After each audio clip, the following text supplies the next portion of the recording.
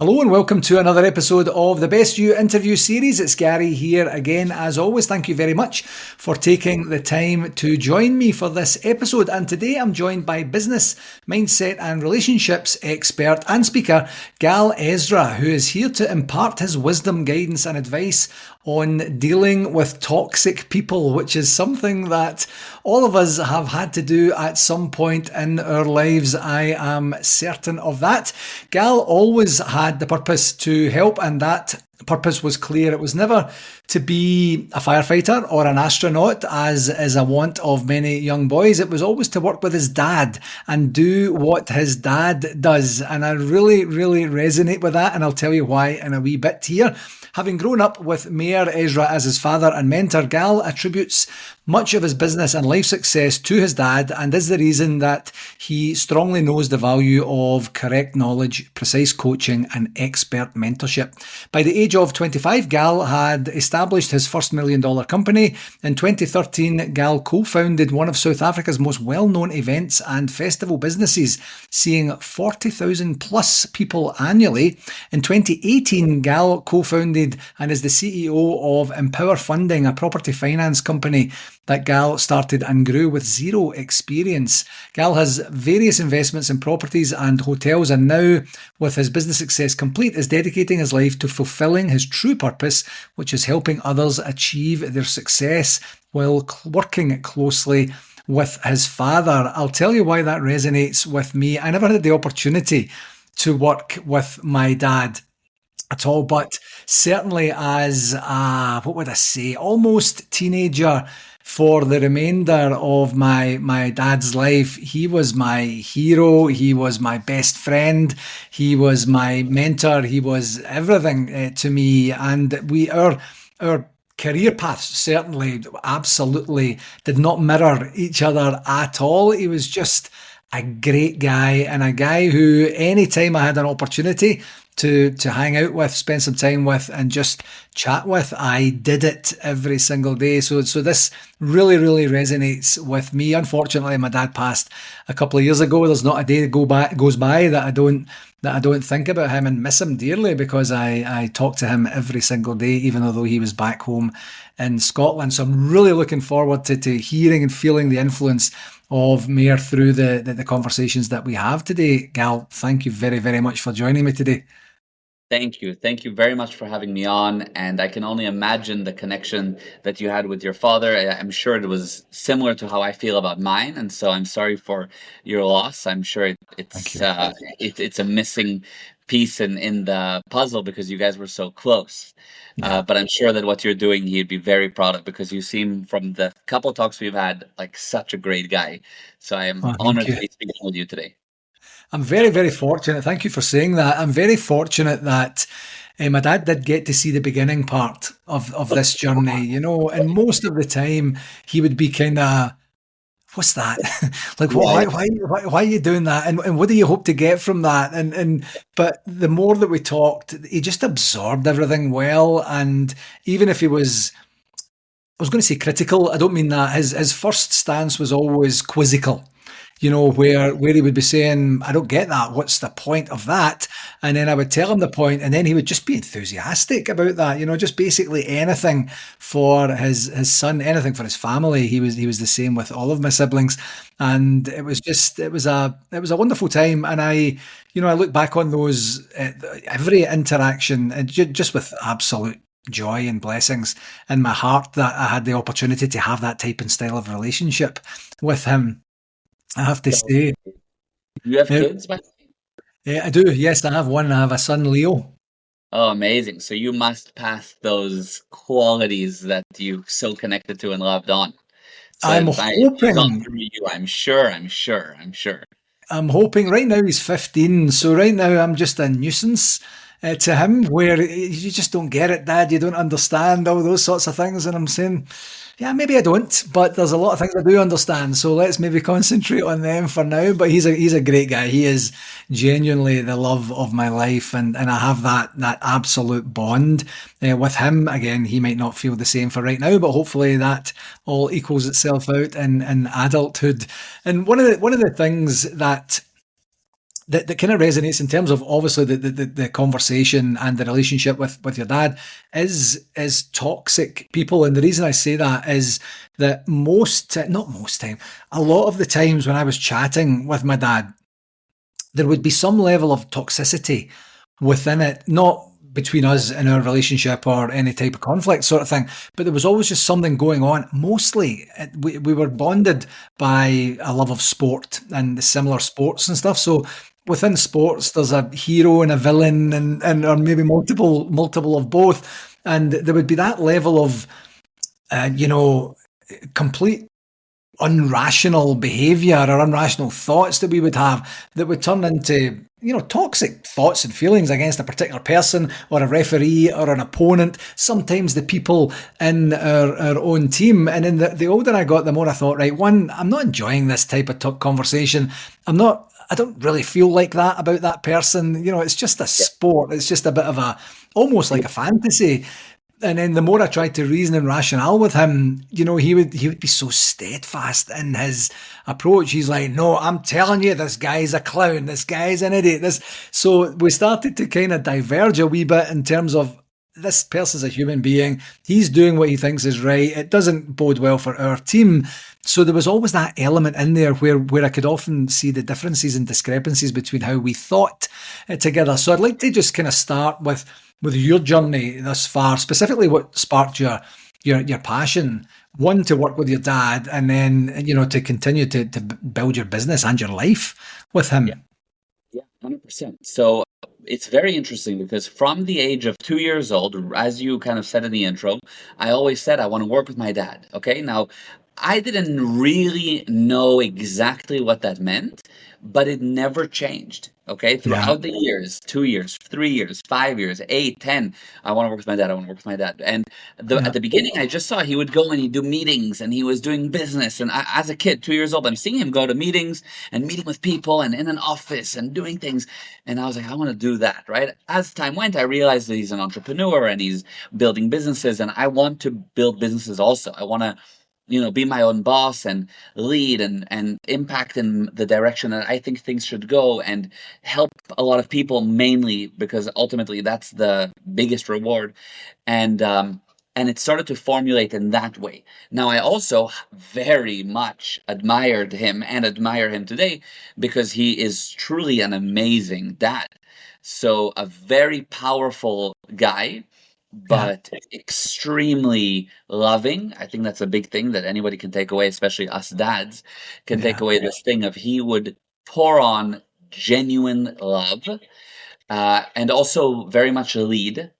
And the other big thing, and without getting too much into a parenting discussion, because by the way, he runs a whole parent academy. That's oh been delivered wow, to over 1 million people. Yeah, you can go to our website, gprosperity.com/family. There's free courses on parenting, an amazing quick course called 7 Common Parenting Mistakes. It's been delivered to over 1 million people. Me, my brother, my sister, we never went through the rebellious teenage years. That it never happened with us. We yeah, just were always close, always loving with our parents. That's just how it was. So, without getting too much into parenting, one thing that he did, as I said, very loving, very good leader, but also when he was with us, it was 150% with us.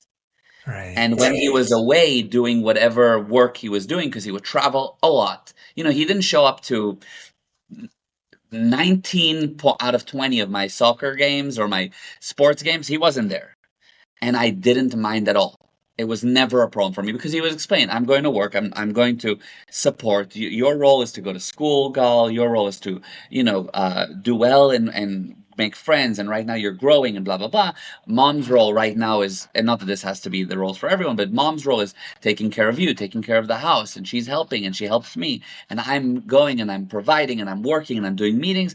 And so when I'm away, that's what I'm doing. And it was totally okay with me. But when I'm with you, and when he was with me, it was 150% with me, even if it was for 10 minutes. And most people don't even get 150% of their parents, even if they're with them for 10 hours. yeah, So it wasn't about the time, it was about that quality, right? And so that was really interesting. And long story short, I always looked up to him. And as time went, I actually started my own businesses, not really connected to him. I did events and festivals. And then as things looped around, it was like, okay, I was always helping him in the background, but okay, now I want to dig in. Let's work together now. And that's what we've been doing for the last many years. Incredible, incredible. Yeah. So we're taking all this joy and all this loving spirit here, and then we're going to talk about toxic people. And All it good. was one of Yeah. it was No one of, problem. but then do you know what? Probably your dad's ability to deal with toxic people and give them their place, keep them where they are, and not have it impact or affect his relationships at home is probably a deep rooted inspiration for this conversation. But when we were chatting prior to recording, we were just talking through the various nuances, kind of almost scientific nuances of what makes a person toxic. So, what are the key signs behind what makes a person toxic? So there's actually 12 characteristics that toxic people have. And we're not going to get into all 12 at the moment. I'll give you a few because just in the interest of time and we want to talk about different things. But even before I give you those few, I want to give an overarching caveat or principle here. And that is this. Yes, people are toxic, and there are certain characteristics of people that are toxic. And by the way, there's been some studies that found that really only 2.5% of any group or the population is actually toxic. 2.5%. It's not that many. Okay. Yeah, Most people think that 35% of their people in their life are toxic. It's not.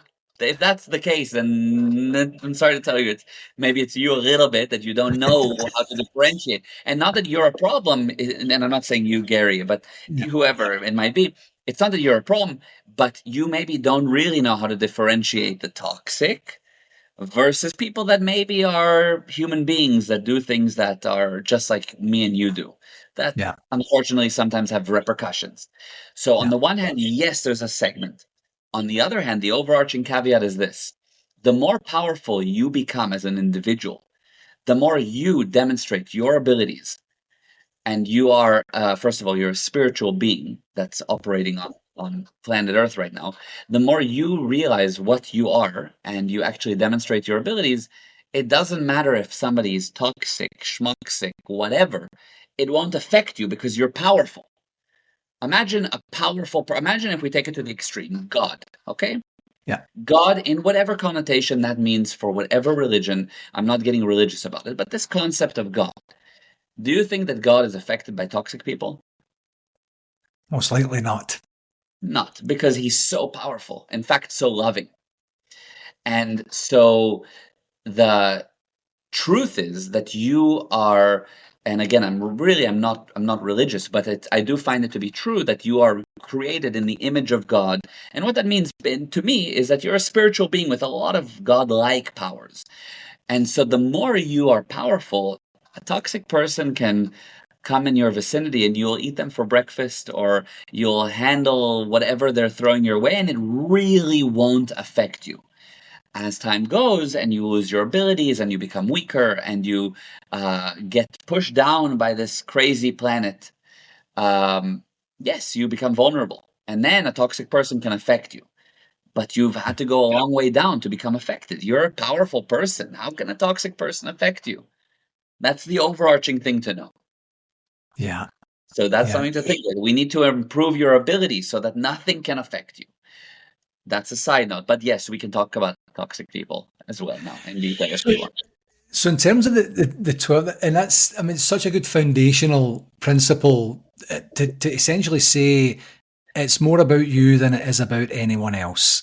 You know, you can control only yourself, and if you are in complete control of yourself, then your ability to act and react to certain circumstances is yours and yours alone, and you will do it with purpose and intention, and you know, to get the outcomes that you're hoping to Yeah. get. In terms of the 12 nuances of toxic people, Gal, what is that? Is it a hierarchy of? I know you said we're not going to get into all 12, which is great, but does No, one feed off the other? no, just different. They're not, it's not a hierarchy, but there's just different qualities that the majority will indicate that, okay, this person is toxic. Be aware. Right. And by the way, what your options are when you encounter a toxic person, we can discuss as well. But I'll give you one of the characteristics. Okay, this is a big one that you'll find, and it's that toxic people speak in generalities. Okay, Okay. they aren't specific. So they will say, "Oh, God, everybody knows that you always do blah blah blah." Always this every general. There's not, if you ask them, one of the best things you can do if somebody says everybody always says, one of the best things you can do is say, really, who said it? And who Yeah. else?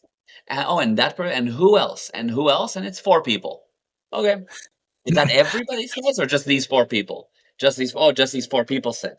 Okay, and they said that I always do this, or is it, or what did they say exactly? What did they say? Oh, that's what, okay, can I call them and check that that's what they said? And they'll say, yes, you can, or they'll say, no, no, don't call. So, okay, so what did they say? Did I say I always? And you'll see that whenever there's generalities thrown around, it's never true. It's really 99.9% blown up. It's not 99, it's not always, or everybody said, or you always do that, or no. Get specific and we'll really handle that thing. Yeah. I love that. I use a version of that in the classroom to explain almost essentially what you're saying. And that if someone says, you know what, you're such a loser, everyone hates you, and my answer would be, wait a minute, you've spoken to everyone in the world, and each one of them said that they hate me. Well, you know what I mean. Actually, I don't. Actually, I Yeah, don't. Tell me yeah, exactly what it is, and then you're just saying, I'm going to give you the opportunity to explain this properly to me. And if you can, then we're having a conversation. If you can't, let's just see where we take it from there. Then. yeah, exactly. 100%. And you'll see that the general rule about generalities is that you shouldn't deal with generalities when you're just operating in life in general. Forget it, business. Oh yes, it's taken care of. Let me go look at the specifics of what was taken care of. Hmm. Don't deal with generalities.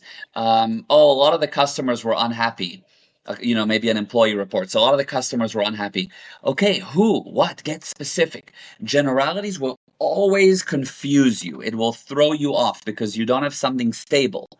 When Yeah. you have one of the important lessons to know is that the definition of confusion is a lack of a stable point. There's a random movement of things around you, or things. We can call it a random movement of things around you with nothing stable. Yeah. That's a confusion. And the minute you have one thing stable, the confusion immediately calms down. So you can think phone call and somebody wants to talk to you and there's four other people on the line. I think like of a secretary. She has three phone calls coming in. Somebody here at the front desk wants to talk to her. The boss is yelling in her ear and she's going, whoa, whoa, everybody wants something at once. It's a confusion, a random move, three phone calls, people coming in, needs to buzz this guy open. Whoa, whoa, whoa. One thing. Okay, client. What? The phones are ringing. I know. Now, woo, the confusion reduces. Yeah. Now I'm going to take one call. Sorry, sir, you're going to have to wait. One call. And you do one at a time, and confusion will subside. It's a good tool in general for anybody who's like overwhelmed. Just one thing at a time. Generalities create confusion instantly because everything goes up in the air because everyone said. Yeah. Yeah. Mhm. That's terrific. How would you? So you don't. We know about generalities and what they can cause. Obviously, confusion being one of the key things. How is there a test where you could say, I want to double check. There's some people in my life who I don't have the complete warm and fuzzy feelings about, but I don't know that they're toxic. It might just be a mismatch. There might be some rub that's coming up that just isn't working for me. How do I tell if they are toxic? Are there other telltale signs to the common person that they could almost do a litmus test, if you like, to say how many toxic people do I have in my life? Or like you alluded to earlier, maybe it's me. Maybe I'm the person that's doing that. Right. So the number one thing to check is against these 12 traits. It's really the best way. You need to learn these things. We actually, if anybody wants, I can speak with them more. If they're interested, they can just speak to me, reach out to me, and I'll help them to get some material that will they can learn it, and I'll give it to them for free just to learn about these 12 characteristics because you need to learn it. You need to learn them. And the crazy thing is, and we'll talk about one or two more. But the interesting thing is that if you notice it in yourself and you go, I speak in generalities, then you know what? You're not, that's a one for sure thing that you are not a toxic person. If you can notice it in yourself, you'll see a lot of these characteristics. You go, oh, I do that sometimes. If you go, oh, I do that sometimes, the good news is you're not the guy. You're not the toxic person. Yeah. Because the toxic people cannot notice that. So you need to learn these 12 characteristics so you can spot them in others. And generally speaking, people need to, as I said at the beginning, improve their personal powers. Everybody has an amazing power and amazing abilities. And one of the powers that you've lost, and again, I'm not saying you as Gary, but one of Yeah. the powers that you've lost is the ability to observe. People really, but really don't observe. They've lost the ability to see the most obvious thing in front of their eyes. It's clear that this guy is bad news, and you don't see it. It's clear.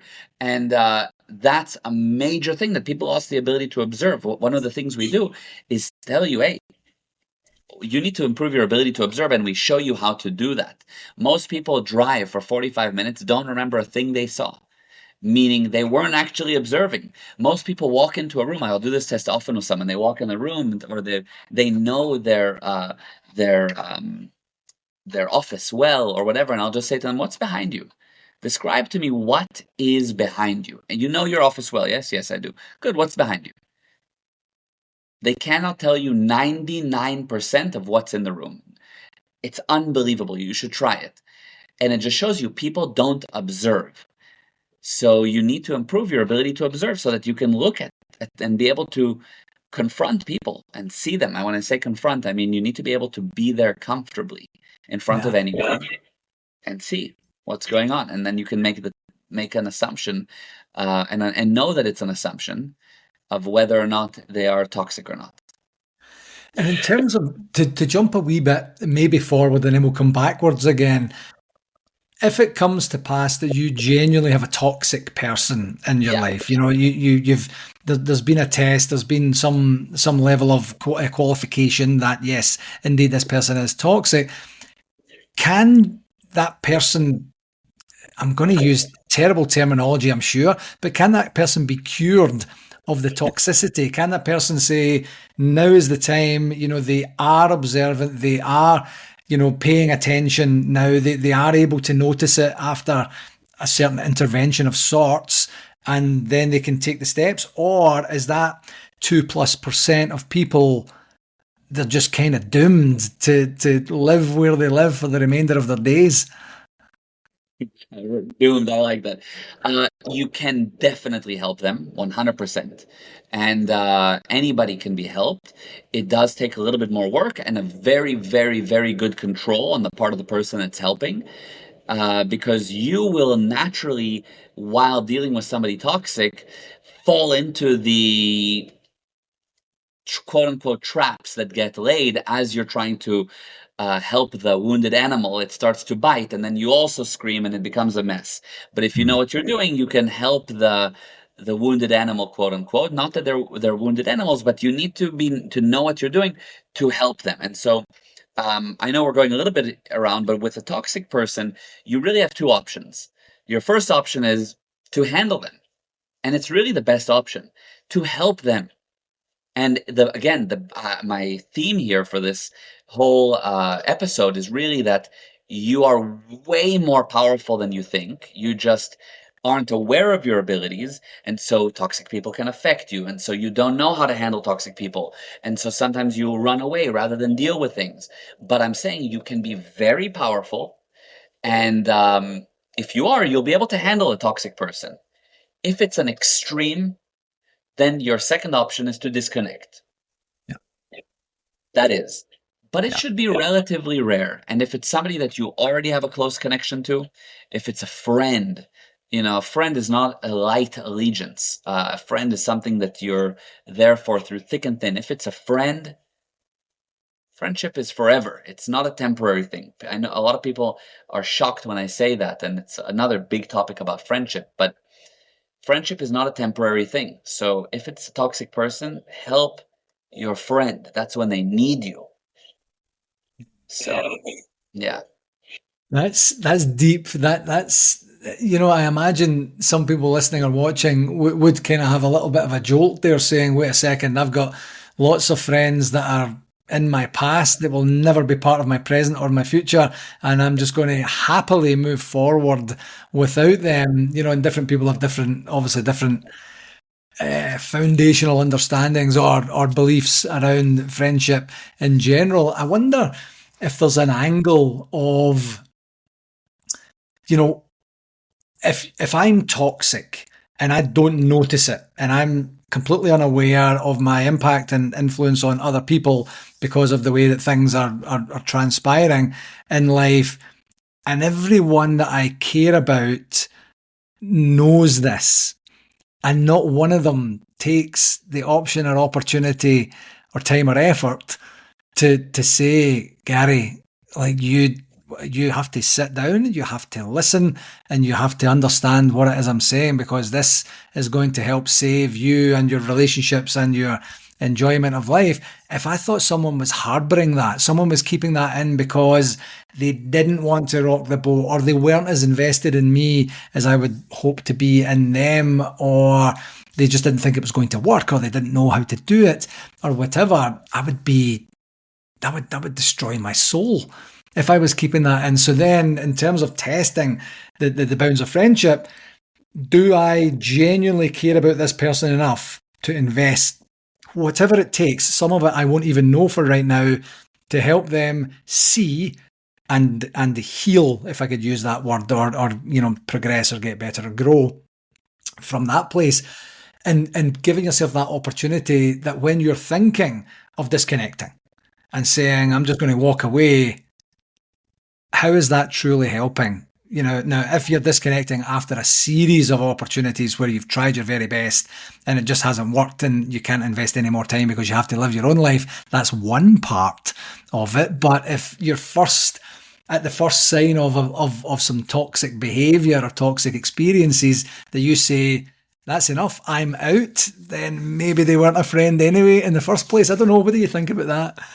Yeah, so it's a great question, and it leads me to 3 points. The first point is that I know that what I say is different to what most people hear. I know. I post videos. People can go look on Instagram or TikTok or whatever, and I see the comments because I'll put out a concept that nobody says. Like, a friendship is not a temporary thing. No matter what, you remain a friend. And I see the comment, no, people get really, oh, how could you say that? And you're delusional. And what I've had friends. I know it's different, but it works. It brings better results, and I can show you endless success stories of people that were like, oh, listen, I thought you were crazy at the beginning, but I took your advice and a miracle happened. So first of all, I know it's weird and I know it's different. I'm not saying what every other guest says. Most people would say, nah, toxic people, you just walk away, cut your losses, don't waste your time, don't waste your energy. I know what I'm saying is different. That's also there. This is always the assumption that you're actively, again, developing and restoring your abilities, which you never really lost, by the way. Okay, so that's on the one hand. The second thing I wanted to say is that, again, a friendship is really a whole other episode, but it's not something that you give lightly. I don't mean a person that I know for 2 months is like my friend. When I say to somebody, you're my friend, it's a commitment. And you don't need a friend when times are tough. Times are good. Times are Yeah. good. Yes, you love you having your friends, but that's not when you need a friend. When you need a friend is when times are tough. That's when you expect your friends to really show up. That's showtime. Let's see your true colors, friend, when I'm in the dumps or I'm messed up. Yeah. That's when I want to see your true colors. Because if you walk away when I'm being an idiot, toxic person, then you're not really my friend then. And good that I know about it now. But I'm not going to do the same to somebody like that. If I've committed myself to a friend and now I start seeing, whoa, they have some bad qualities. Well, don't we all? What am I, a saint? That I don't have bad qualities either? And now I'm judging them for their bad qualities that now get revealed to me. And now that I know them for 2 years, I see some bad qualities or whatever, but I've already committed my friendship. But now I'm not for you anymore. You're no longer my friend. No, friendship is a commitment that you must know a lot about. There's a whole data around friendship, but I'm an extremely loyal friend, and that's what it takes. And the third thing, and I don't know if I should go into the third thing. I don't want to, if you have something that you want to respond yet. I'm good. No, please go ahead. I'm dying to hear the third thing. Okay. The third thing is this: how this is a concept that is important to know for anyone. How do you fix machines? If a machine is broken, what do? You find what's wrong with it. Yeah. Yeah. So let's say my remote is not working. I need to find what's wrong with it. The batteries. Okay, that's what's wrong with it. Or this screen. The thing's broken. Okay, I find what's wrong with it, and by pointing out what's wrong with it, it will fix it. That's how you handle a machine. So what do you do with people? And I'm talking most people, 99.9999999% of people, when they want to fix people, they also find what's wrong with them. That's what we do. We highlight, hey, I need to sit down with Gary and tell you all the things that are wrong with you. Because my intention is good. It's to fix you. Much like I fix a machine, I need to find and make you aware of all the wrong in you. And that's the biggest pitfall in relationships and in handling people. Machines, true, you fix by finding what's wrong with them. People, you fix by finding what's right with them. And if you know that, you will do what you haven't been doing, which is, how about you start pointing out what's right with that friend? Which you never do. All you've done is tease them for whatever months and talked behind their back and da-da-da.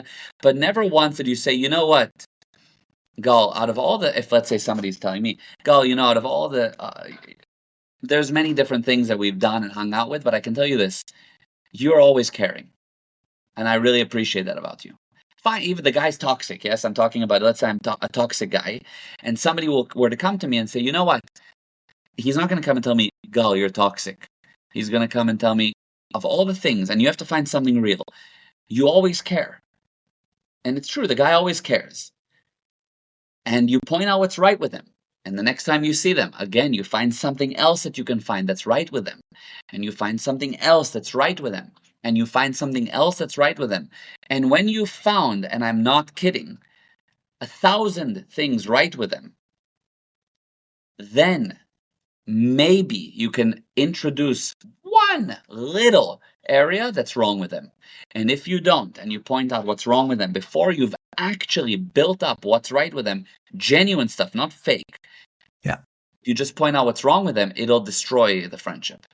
Even if they don't act like it, even if they put on a strong front. Thank you for telling me. I appreciate you telling me about that quality. No, the friendship's gone. You've destroyed it. Or not gone, but it'll take a lot to rebuild. It will really hurt the relationship to point out what's wrong with the person. It won't fix him. It will hurt him.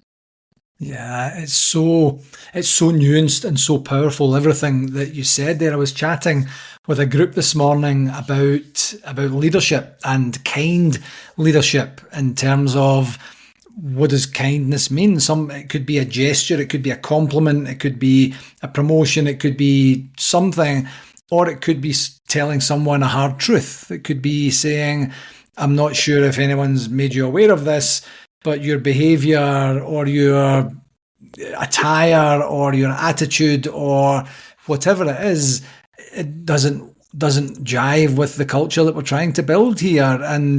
But the reason I tell you that is that one of the more global things that if you say to someone, in terms of feedback, how do you want me to provide you feedback? The almost universal answer is, oh, please give it to me straight. Give it to me straight and tell me as quickly as you possibly can. And you say, okay, so if you're true to your word, then something happens and I say, Gal, I committed to giving you some feedback. Your behavior in that meeting there was off. I don't know what happened. Your language was inappropriate. You disrespected the people as they were entering the room and you didn't get any better as the meeting went on. Do you want to talk about what that is? And then you say, whoa, wait a second. Would you, I just sat down, like, give me a break here. So people's requests of feedback it's almost like a vanilla answer because they're not really giving you the benefits of their introspection to say, this is actually how I would like feedback to come. I would prefer you put it in writing first. I would prefer you threw a softball or an underarm ball to me first, and then we could maybe ease into it. So I love everything about what you were saying, because the feedback then would be balanced. It wouldn't be you made a complete mess of that meeting. There would be, the meeting didn't go as well as we hoped. Here's what was good about it, and here's what we could probably improve on next. What do you think? And then you're having a conversation, you're having a dialogue that there's actually genuinely input from both parties there. So that ability to I'm going to say force yourself, but it's almost like to perfect a habit of looking at the good before you look at the not so good or the less good, that you could say is something like there's almost nothing that can go bad with that. And it's not being completely unconscious to some of the bad or destructive behavior. That's not what you're doing. What you're trying to do is to build a confidence with that person. I see you. I see you. Your behavior is not you. It's part of you, but not you. Not you. It's not you. You're right. Exactly. And look, I will say that leadership and friendship is different things a little bit. Yes, sometimes Yeah. to be a leader, you're pulling people to a specific result that's very clearly defined, and you're leading. It's a little bit different than a friendship. It's totally different technologies almost of how do you deal with these circumstances of interpersonal relationships. Like a marriage is different to a leadership role, is different to a friendship role. Is each has its own things, yes. But this Yeah. overarching thing of, do you want to improve the person? Start finding what's right with them. You've never done it before. I don't any listener. I nobody's heard what I just said before ever. Nobody says that. You fix people by finding what's right with them. Machines you fix by finding what's wrong with them. And most people fix people like they're a machine, and they're not. So they find what's wrong with them all the time. All the time. People are very good at finding what's wrong with others. This concept of, if you want to fix a person, find what's right with them, is so counterintuitive, but it's beyond powerful. Yeah. And yes, it can be applied to leadership, marriage, friendships, etc. Yes, it can. It's really, really powerful. Yeah. And I recall doing some reading. I'm sure it must have been reading in the very early stages of being a parent myself to Leo, and to try and reinforce all the positives of the behavior before. I can't remember the ratio. They said it was something like 5 or 6 or 7 positive affirmations before you say, and if you could pick up your stuff from the floor, or put your stuff in the laundry basket, or make your bed, or whatever it is, depending on what stage that you're at. And it's so interesting because I was actually chatting with my son last night. He had a rugby game, and the game was quite nuanced. There was lots of talking points in the game, let's just say. And on the way home, I was saying, like, what did you think? How did you feel about that?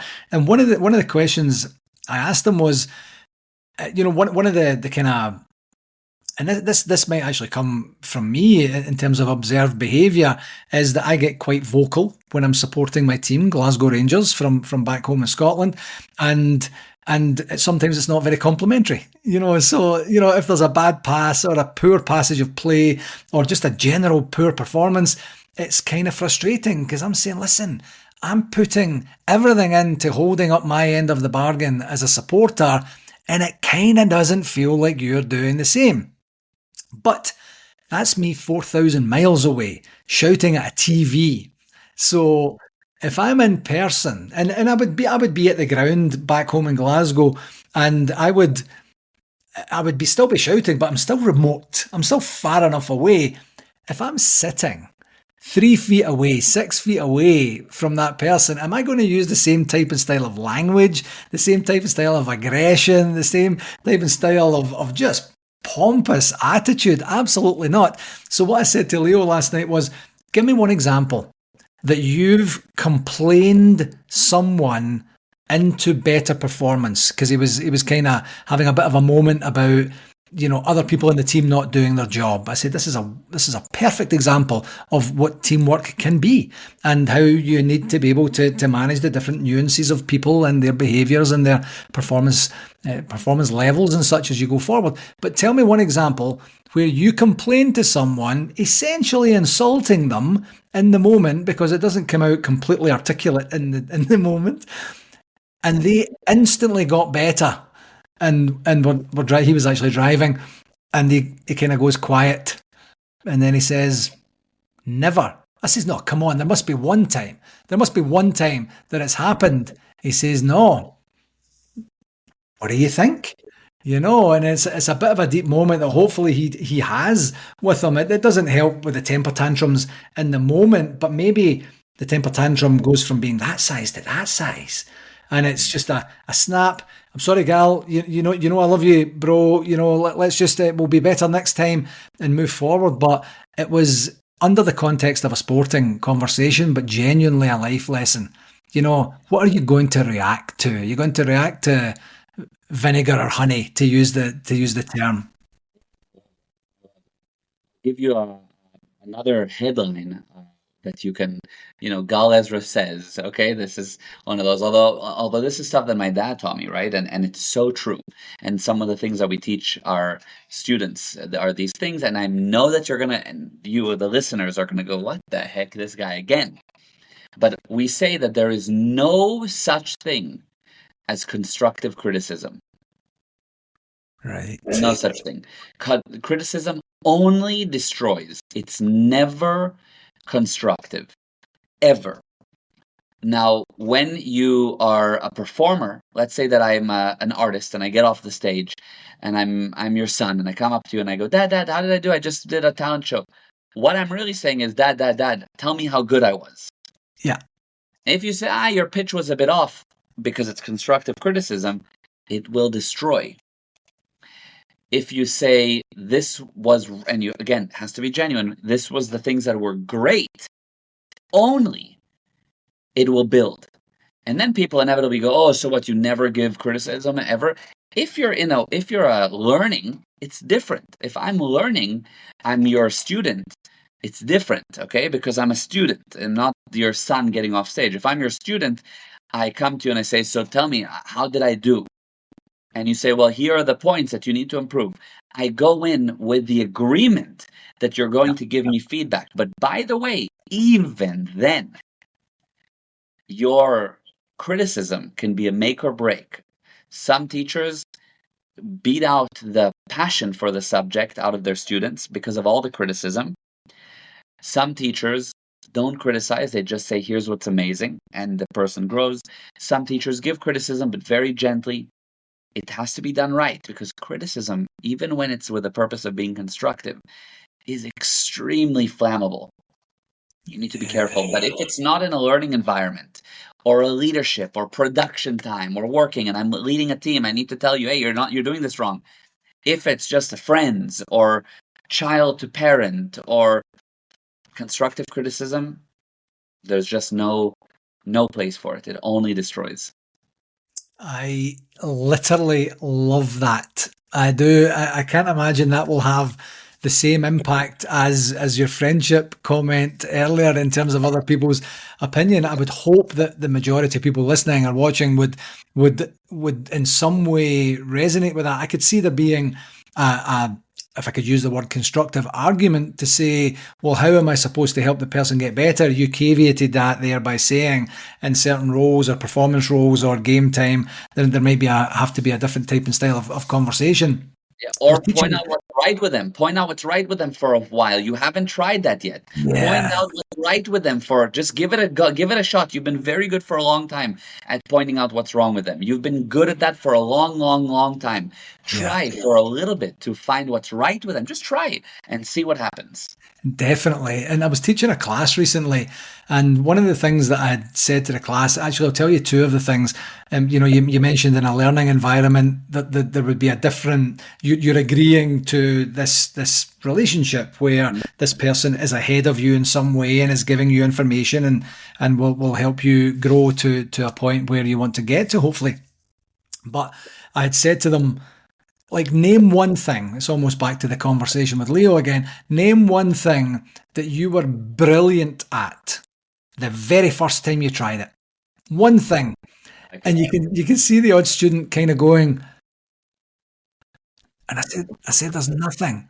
There's nothing yet. We stop ourselves from trying something for fear of being rubbish at Yeah. it in the beginning, and think how many dreams have been quashed by I don't want to be a beginner. Instead of embracing the beginner mentality and saying it can't get any worse than this right now, I will be better for this experience going forward. The second thing that I say, hopefully that will resonate, and it absolutely compounds what I think you're saying there, Gal, is let's use a talk as an example. It could be a meeting, it could be a conversation, it could be a presentation, it could be anything, but you're doing a talk. There's the talk that you plan, there's the talk that you give, and there's the talk that you should have given.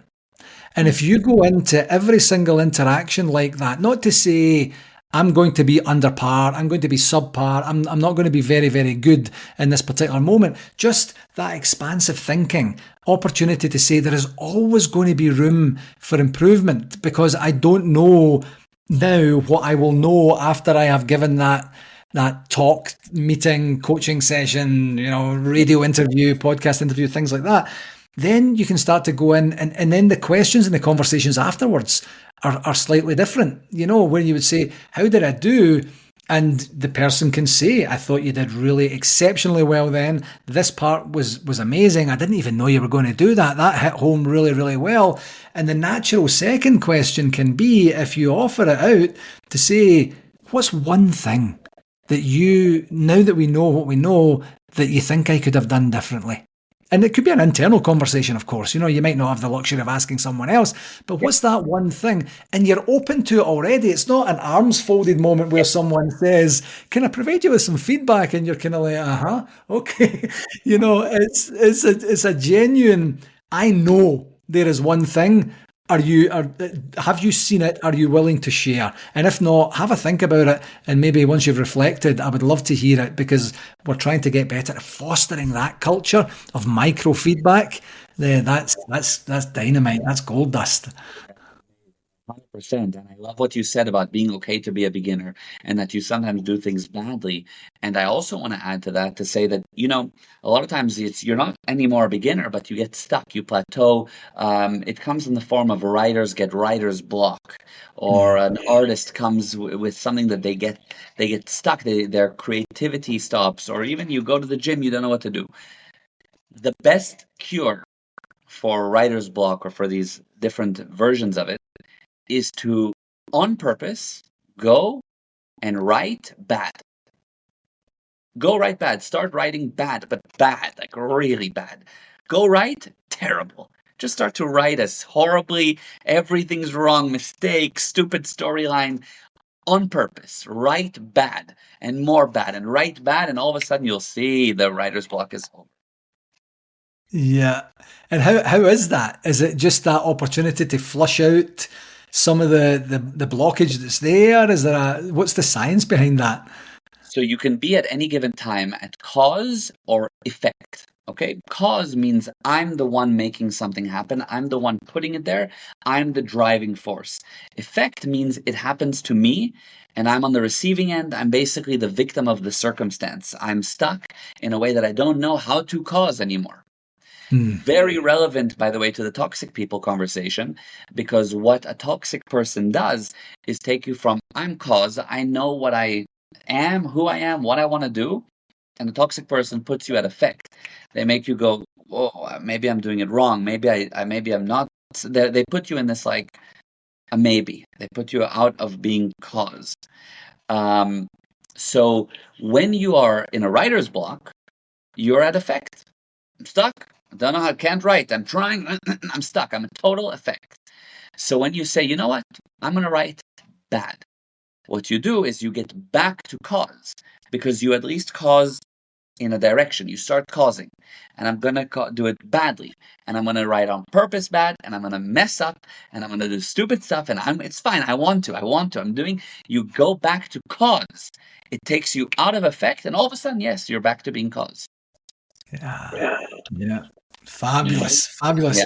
This conversation is absolutely zipped by. So, Yeah. as you know, this is the Best You interview series where I try and focus on what people do to give people the opportunity to be the best version of themselves. What's one thing that Gaz, that's me. What's one thing that Gal Yeah.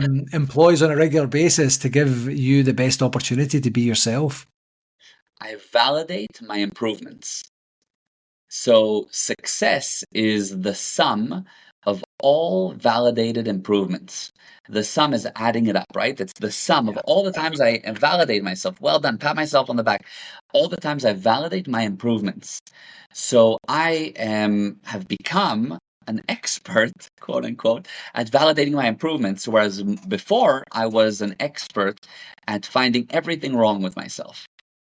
And Right. everybody's very good at that. We look in the mirror and we find everything that's wrong in the mirror. And we look at our day and we say everything that was wrong with the day. And we get off a sales call and we say everything that was stupid that I did with this on the sales call. And I'm very good at finding what's wrong with myself.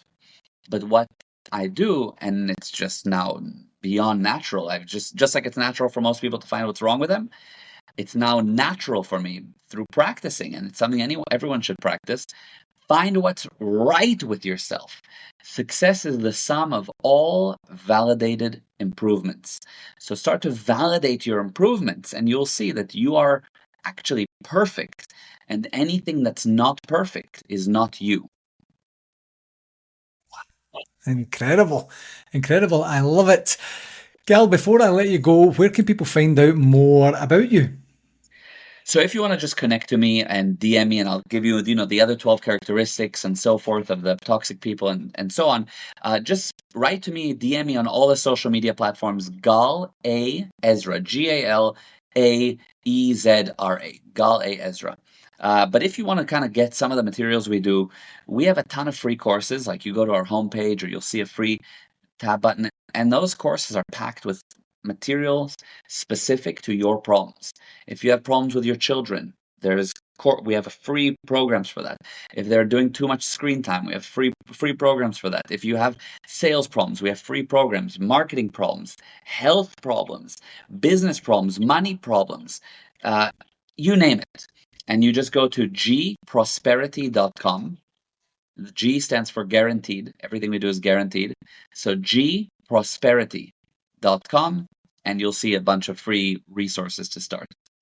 Fabulous. Incredible. That's great to be able to give all your knowledge out, not all your knowledge, but to give some of your knowledge out for free and Yeah, hopefully pique some interest in their ongoing development.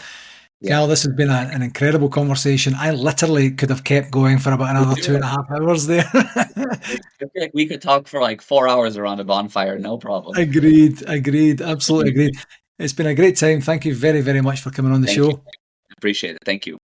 Hello again. Thanks again for tuning in to this episode, and I do hope that you found it valuable and gained some insights. I do have an ask for you. If you enjoyed this podcast, I would absolutely love it if you would connect with me on my socials, and that's at LinkedIn, Facebook, and YouTube. Just search for my name and do whatever it is you need to do there to follow me and stay updated with all the latest content, tips, and discussions. And for any more resources that you're looking for, feel free to visit my website, garygillen.com. And while you're there, you can book a free, no obligation 30-minute coaching call directly with me through the site. Whether you're looking to enhance your performance or tackle a new challenge, I'm absolutely here to help you succeed, and I would absolutely love to hear from you. Thanks very much again, and until next time, keep pushing towards your goals and getting better each and every day, my friend.